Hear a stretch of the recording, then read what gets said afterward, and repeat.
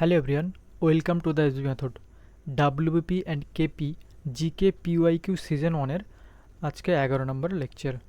তো চলো শুরু করা যাক। তো ফার্স্ট কোশ্চেন আছে, কবে বাবর এবং মেদিনী রায়ের মধ্যে চান্দেরির যুদ্ধ হয়েছিল? 1527, 1528, 1526, 1529। তো 1526 সালে বাবর এবং ইব্রাহিম লোদির মধ্যেই পানিপথের প্রথম যুদ্ধ হয়। তো পানিপথের প্রথম যুদ্ধ হয়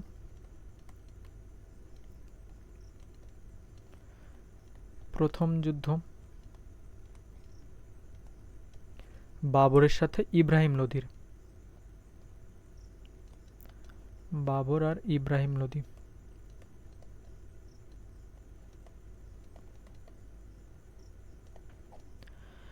1527-এ খানুয়ার যুদ্ধ হয় বাবর এবং রানা সঙ্গের মধ্যে। খানুয়ার যুদ্ধ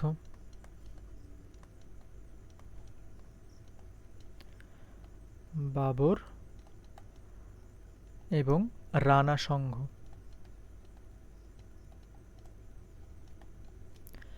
1529-এ ঘরঘরার যুদ্ধ হয়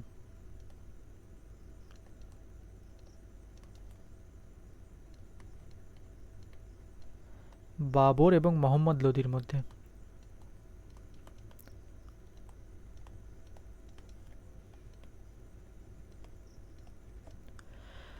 তো এই 1528 সালেই বাবর এবং মেদিনী রায়ের মধ্যে চান্দেরির যুদ্ধ হয়।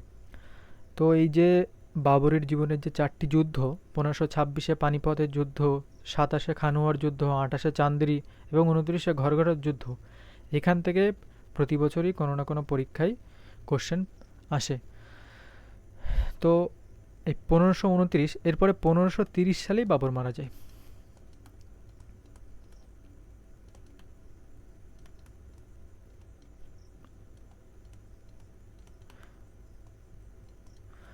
আচ্ছা, এই যে 4টে যুদ্ধ, এই 4টে যুদ্ধ প্রতিটাই বাবর জেতেন।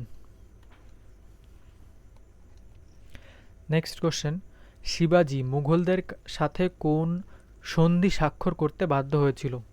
পুনে সন্ধি, এলাহাবাদের সন্ধি, পুরন্দরের সন্ধি, গোয়ালিয়রের সন্ধি। তো শিবাজির সাথে মুঘলদের সাথে এই পুরন্দরের সন্ধি স্বাক্ষর করতে বাধ্য হয়েছিল। পুরন্দরের সন্ধি হয়েছিল 1665 সালে। এই সন্ধির শর্ত অনুযায়ী শিবাজিকে মুঘলদের কাছে তার 23টি দুর্গ সমর্পণ করতে হয়।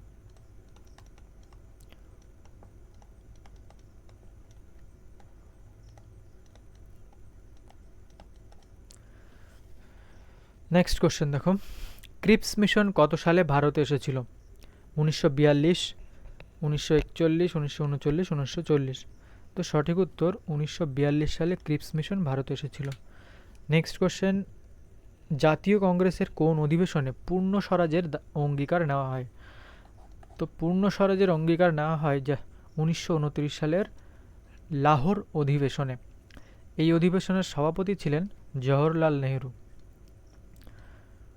জওহরলাল নেহরু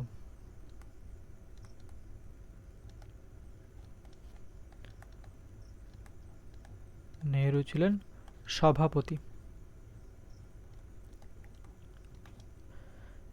তিনি কি করেন?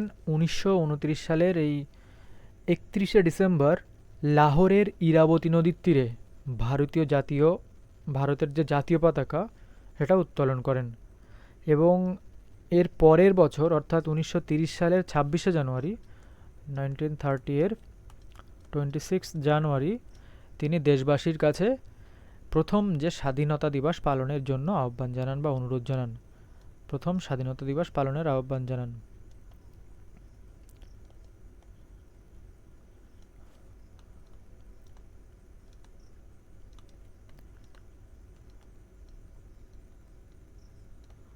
আহ্বান জানান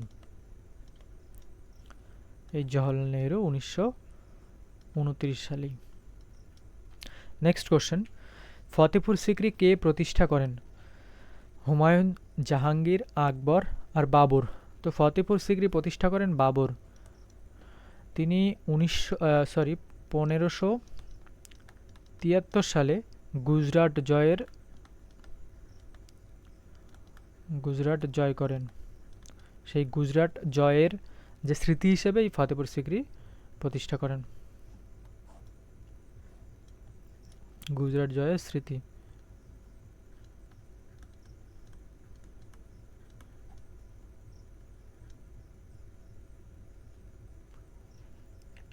নেক্সট কোশ্চেন, নিম্নলিখিতের মধ্যে কোনটি পশ্চিমবঙ্গে ডেনমার্কের উপনিবেশ ছিল? চুঁচুড়া হুগলি, চন্দননগর হুগলি, শ্রীরামপুর হুগলি, ব্যারাকপুর, উত্তর 24 পরগনা। তো ডেনমার্কের উপনিবেশ ছিল এই শ্রীরামপুর হুগলিতে। নেক্সট কোশ্চেন, সুপ্রিম কোর্টের বিচারপতিদের অবসর গ্রহণের বয়সসীমা কত বছর? 60, 70, 62, 65। তো সুপ্রিম কোর্টের বিচারপতিদের অবসর গ্রহণের সময় হচ্ছে 65 বছর, আর 62 বছর হচ্ছে হাইকোর্টের বিচারপতিদের অবসর গ্রহণের সময়। হাইকোর্টের বিচারপতি অবসর গ্রহণ।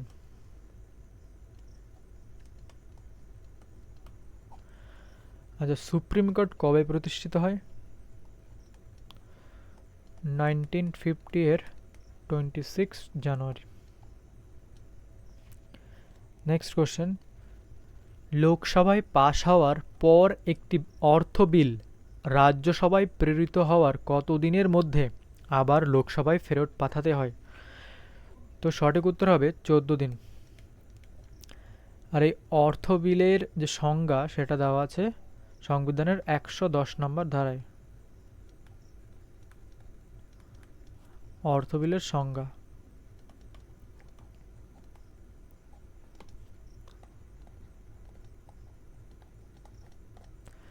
নেক্সট কোশ্চেন, কত সালে ভারতীয় নাগরিকত্ব আইন পাশ হয়? 1955, 1957, 1952, 1958। তো 1955 সালে ভারতীয় নাগরিকত্ব আইনে পাশ হয়।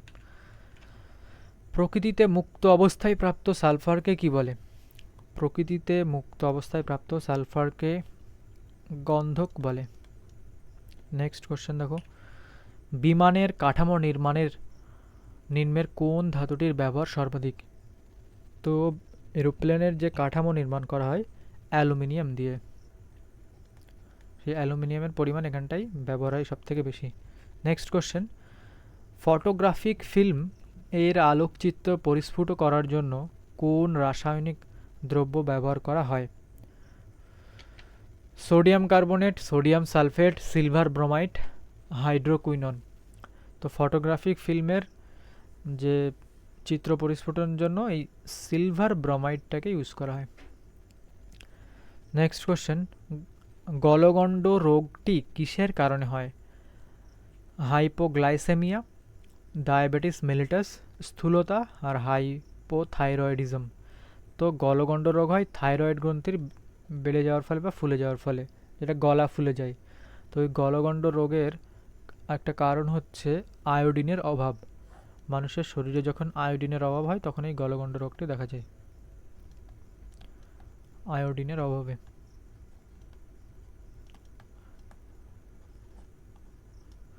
নেক্সট কোশ্চেন, কোন মশা ডেঙ্গু রোগ ছড়ায়? ম্যানসোমিনিয়া, এডিস, কিউলেক্স, অ্যানোফিলিস। তো এডিস মশা হচ্ছে ডেঙ্গু রোগ ছড়ায়। নেক্সট কোশ্চেন, ভারতবর্ষের উত্তর পূর্বের রাজ্যগুলিতে কোন ধরনের স্বাভাবিক উদ্ভিদ সর্বাধিক দেখতে পাওয়া যায়? তো উত্তর পূর্ব অর্থাৎ আমাদের এই পশ্চিমবঙ্গ, তারপরে আসাম, অরুণাচল প্রদেশ, এই সমস্ত জায়গায় কোন ধরনের যে স্বাভাবিক উদ্ভিদ বেশি পরিমাণে দেখতে পাওয়া যায়? সেটা হচ্ছে ক্রান্তীয় চিরহরিত অরণ্যের উদ্ভিদ বা ক্রান্তীয় চিরহরিত উদ্ভিদ। নেক্সট কোশ্চেন, ভারতবর্ষের দীর্ঘতম জাতীয় সড়ক কোনটি? তো ভারতবর্ষের দীর্ঘতম জাতীয় সড়ক হচ্ছে NH-44। নেক্সট, আন্দিজ পর্বতমালা কোন মহাদেশে অবস্থিত? আন্দিজ পর্বতমালা দক্ষিণ আমেরিকায় অবস্থিত।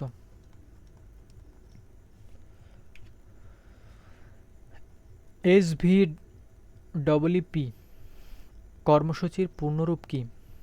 তো এর পুরো নাম হচ্ছে systematic voters education and electoral participation programme, এটা মনে রাখবে। নেক্সট কোশ্চেন, বিখ্যাত নৃত্যশৈলী সালসার উদ্ভব কোন দেশে? তো সালসা যে নৃত্যশৈলী তার উদ্ভব কোন দেশ? Portugal, Spain, Jamaica, Cuba. তো সালসা কিউবা থেকে উদ্ভব হয়। Next question and last question আজকের, রেলওয়ে স্টাফ কলেজ কোথায় অবস্থিত? মুসৌরি, হায়দ্রাবাদ, পুনে, ভাদোদরা। তো রেলওয়ে স্টাফ কলেজ গুজরাটের ভাদোদরায় অবস্থিত, এটা গুজরাটে অবস্থিত।